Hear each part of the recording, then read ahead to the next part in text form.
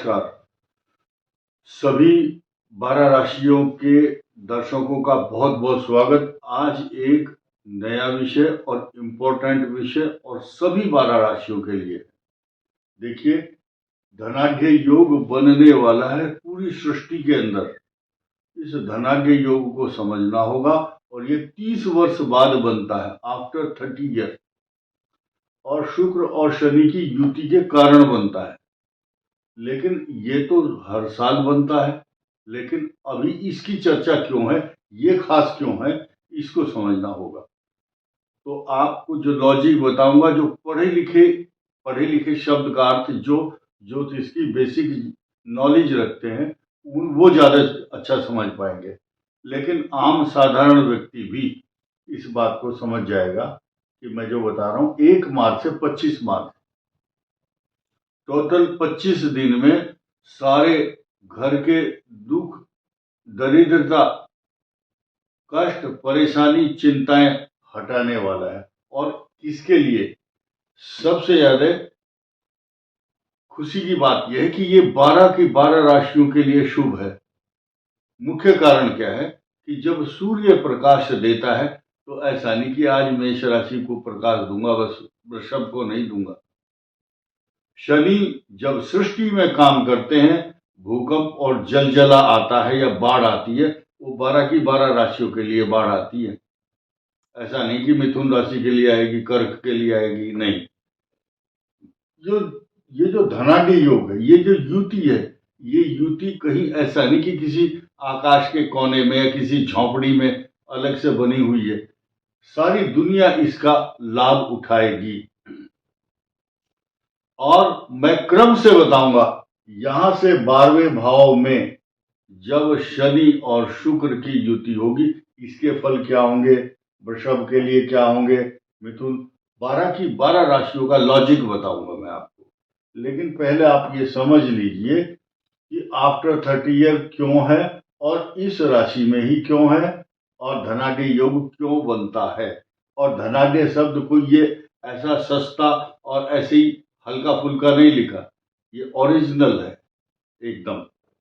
कुछ लोग सस्ती लोकप्रियता पाने के लिए ऐसा शब्द लिखते हैं जिससे उनकी तरफ लोगों का ध्यान जाए, लेकिन यह तो ओरिजिनल है। ये इसमें कोई नकली नहीं है, असली चीज है। देखिए, धनाढ्य योग बनता है क्यों, 30 साल बाद ही क्यों। मीन राशि में शनि 30 साल बाद आए हैं और शुक्र जो है उच्च राशि में, दोबारा रिपीट करता हूं, उच्च राशि में। और उच्च राशि में यानी कि शनि जब यहां आएंगे और शुक्र यहां मिलेंगे तो ये योग बनेगा उस समय, लेकिन धनाढ्य नहीं कह सकते। शनि तो नीच राशि में होंगे उस समय, शुक्र शत्रु राशि में ना हो भले ही, लेकिन ये मेष राशि में इनका वजूद नहीं है। लेकिन वजूद तो उच्च राशि में है ना शुक्र का। इसलिए कौन कौन से योग बन रहे नोट कीजिए आफ्टर 30 ईयर। पहला योग बनता है धनाढ्य योग, दूसरा बनता धन और वैभव का योग। वैभव शब्द जुड़ गया साथ में। वैभव क्यों जुड़ा? क्योंकि वैभव का कारक है शुक्र। प्रॉस्पेरिटी, समृद्धि, अच्छा खान पान, अच्छा भोग विलास, रहन सहन, वे ऑफ टॉकिंग, बोलने का तरीका, खान पान, रहन सहन राजाओं जैसा हो जाता है। राज सुख, सत्ता सुख जो पा रहे हैं उसके पास सफेद चीजों का ध्यान दीजिए। सफेद या सुख के साधन, सारे सुख के जितने भी साधन होते हैं, मैं एक एक का नाम नहीं बताऊंगा, लेकिन खान पान की जो वस्तु है, मिल्क प्रोडक्ट हैं जैसे काजू, बादाम या मशरूम, दूध, दही, घी, दूध के प्रोडक्ट, पनीर, इस तरफ ले जाता है। और अच्छे रहन सहन, अच्छे शयन कक्ष, अच्छी खुशबूदार वस्तुएं और अच्छा माहौल, माहौल की भी बहुत बड़ी भूमिका है। अच्छे लोगों से बैठना, अच्छे लोगों के द्वारा ही सम्मान, बड़ी बड़ी सभाओं में जाकर के इनके गले में माला डलना, ये शुक्र की और शनि की युति के कारण होता है। इसके बहुत सारे दुष्परिणाम भी हो सकते हैं, वो मैं आपको बाद में बताऊंगा। फिलहाल आप समझिए कि कला के क्षेत्र में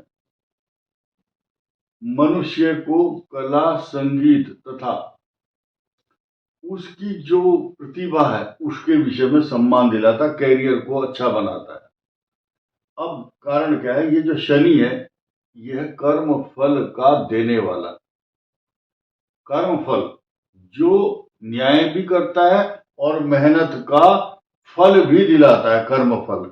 अब कर्म फल के साथ जब शुक्र मिल जाए, जो भोग विलास और सांसारिक सुख संसाधन के साथ साथ कला और वैभव का प्रतीक है, कला के क्षेत्र में, संगीत के क्षेत्र में और रचनात्मक कार्य के सकारात्मक परिणाम दिलवाता है, क्योंकि ये उच्च राशि है। अब एक और चीज और ध्यान दीजिए, शुभ परिणाम देने के लिए शुक्र भोग विलास तो देगा ही, साथ में वित्त सामग्री, फाइनेंस कंडीशन को, फाइनेंशियल कंडीशन बहुत मजबूत करेगा, इसलिए इसका नाम रखा गया धनाढ़ योग। ये रचनात्मक कार्य में सकारात्मक बदलाव दिलवाता, पॉजिटिविटी लाता है। क्लियर? और खास तौर से ये 12 की 12 राशियों के लिए शुभ फल देगा। अब मैं राशियों का वर्णन करता हूं। देखिए, द्वादश शुक्र कारक माना गया, मेष के लिए अत्यंत शुभ फल देने वाला होगा। उसका दूसरा लॉजिक ये भी है कि मेष राशि का जो धन का स्वामी है और इसके केंद्र का स्वामी सप्तम भाव का, ये उच्च राशि में है। और कर्म फल, मेष का जो कर्म फल है दसम भाव, उसका स्वामी भी है। तो मेष के लिए तो ऐसा जैसे सोने में सुहागा। सेम कंडीशन वृषभ राशि के लिए है, क्योंकि इस राशि का स्वामी, ये दोनों राशि एक ही कैटेगरी में आ चुकी है। फिलहाल समझने के लिए समझो, इस राशि का स्वामी है और इसका भी कर्म फल ये है। मिथुन का केंद्र है ये, और केंद्र स्थान का स्वामी दसम भाव, मान सम्मान, रचनात्मक कार्य, और यहां से पंचम का स्वामी भी है, तो मिथुन के लिए भी शुभ हुआ। और अब आनंद आएगा आपको सुनने को, कर्क के लिए, कर्क का जो भाग्य स्थान बन गए, भाग्य विधाता शनि है इनके केंद्र का स्वामी, और शनि है इनके चतुर्थ का, इनकम भाव का, इनकम हाउस का लॉर्ड, तो इनको लाभ देगा ही देगा। सिंह के लिए ये रचनात्मक पोजीशन अष्टम भाव में बनी है। अष्टम भाव पर जो ग्रह है वो इतना फल अच्छा नहीं देते, लेकिन इसको खराब हम इसलिए नहीं मानेंगे कि इनका जो सिंह का जो धन स्थान है, यानी कि ये हाउस सेकंड, ये यहां पर शुक्र की दृष्टि है, शनि की मित्र दृष्टि है, खराब नहीं कह सकते। अब कन्या के लिए ठीक सप्तम भाव में ये पोजीशन है, यानी कि आपके योग तो बन ही रहे हैं, साथ ही साथ आपके पार्टनर, पति पत्नी दोनों के लिए स्पेशल योग बनने के लिए तैयार है। अब तुला के लिए सुनिए, तुला का स्वामी स्वयं उच्च राशि में है, तो तुला के घर में बारात आई हुई है, सुख की बारात, और इसका जो केंद्र का स्वामी है चतुर्थ, पंचम, तुला के लिए कारक माना गया, वृषभ के लिए भी कारक है शनि, और इन दोनों के ही राशि का स्वामी है ये शुक्र। तो ये युति तुला के लिए बेस्ट मानी जाएगी धनाढ़ योग की दृष्टि से। कुछ लोग इस बात से जोड़ करके देखते हैं कि राहु चल रहा है, शनि मंगल केतु ये चल रहे हैं, मेरी दशा ठीक नहीं है, मैं अपनी डेट ऑफ बर्थ लिख के देता हूं, मेरा भी देख लो। जो ये बताया जा रहा है आज सिर्फ केवल और केवल इस योग की चर्चा है, तो ये कोई हवा में नहीं है, ये लॉजिक है। वृश्चिक के पंचम भाव देखिए, यानी कि वृश्चिक का जो केंद्र है, वृश्चिक का द्वादश भाव, वृश्चिक के पंचम में ये पोजीशन बन रही है, बहुत अच्छी है। और इन दोनों की दृष्टि, वृश्चिक का जो इनकम हाउस है इस वृश्चिक का इनकम हाउस ये है और यहाँ पर ये दृष्टि है, तो पॉजिटिव हुई। अब आइए धनु के लिए चतुर्थ भाव। धनु की शनि की ढैया को फिलहाल थोड़ी देर के लिए साइड में रख दो। क्यों रखो? क्योंकि यहाँ पर आपका केंद्र है, ये धनु का केंद्र, चतुर्थ भाव शनि, उसके साथ सुख के साधन शुक्र जो है सुख का कारक है और सुख के स्थान में पहुंच गया तो नेचुरल है वहां सुख देगा। और क्योंकि युति, इस युति का लाभ पूरा का पूरा धनु को मिलने वाला है। अब मकर के लिए, मकर का पंचम भाव, मकर का दसम भाव, इन दोनों का स्वामी मकर के कर्म फल के स्वामी के साथ युति कर रहा है, तो ये मकर को स्पेशल पैकेज, स्पेशल लाभ इनको तो देगा ही देगा। अब आइए कुंभ पर। कुंभ का सेकंड हाउस, ये धन स्थान है कुंभ का, तो धन स्थान का स्वामी धनादि योग नहीं बनाएगा तो दरिद्र तो योग तो बिल्कुल नहीं बनाएगा। इस समय ये पॉजिटिव पोजीशन बहुत अच्छी होने वाली है कुंभ के लिए। अब आइए मुख्य बात, जिस राशि के ऊपर ये योग बन रहा है, देखिए आप ये समझिए भोजन सामग्री है, भोजनालय है, अब यहाँ खाना बनाया जा रहा है तो मीन राशि वो भोजन ना करे ऐसा तो हो ही नहीं सकता। सब लोग आएंगे, इसी को पूछेंगे आप भोजन कीजिए। सारे सुखों के साधन अच्छी थाली में परोसकर मीन राशि को ये सब कुछ मिलने वाला है धनाढ्य योग के कारण। और ये 30 साल बाद जो युति बनी है ये मीन के कारण ही बनी है।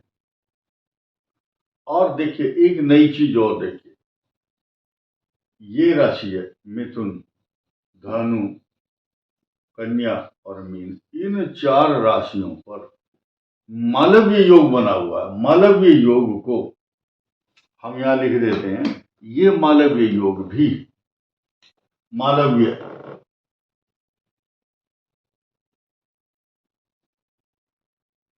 मालव्य योग को माल देने वाला ऐसा समझ लो, जिसमें माल लिखा हुआ, माल आएगा। माल का मतलब है धन, पैसा, जमीन, जायदाद, गाड़ी, सवारी, प्रॉपर्टी, पैसा, सोना, चांदी, सुख के साधन। ये मालव्य योग जब बनता है तो इसका लाभ इन 4 को तो मिलेगा ही मिलेगा, लेकिन और जो 12 राशि है उनके लिए भी ये जैसे धनाढ्य योग है ऐसी मालव्य योग बनेगा। और ये बन रहा है 30 साल बाद। और अगर आप इस दौरान महालक्ष्मी के मंत्र की पूजा और उसका जाप करते हैं तो आपको सहज में ही बिन सब सुख संपत्ति बिना बुलाए ही वो संपत्ति, उनको आप इनवाइट भी नहीं कर रहे, अगर लक्ष्मी की पूजा करते हैं बिना बुलाए ही वो सब आपके घर में आ जाएंगी। इस वीडियो में इतना ही। धन्यवाद, नमस्कार।